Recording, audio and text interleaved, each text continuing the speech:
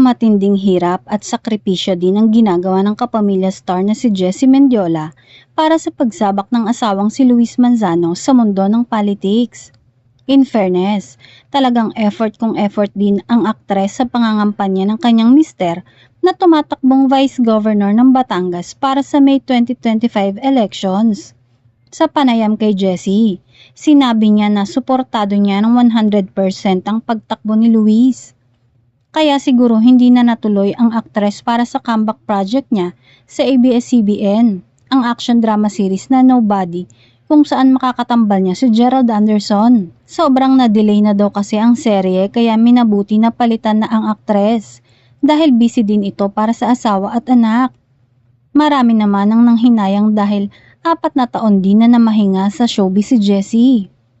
Taong 2020 nang huling mapanood si Jessie bilang host sa TV show na Fit for Life at December ng taong ding yun ay na-engage siya sa longtime boyfriend niya noon na si Luis Manzano. Maaalalang July 2 ngayong taon nang maganap ang contract signing ni Jessie sa ABS-CBN at Star Magic.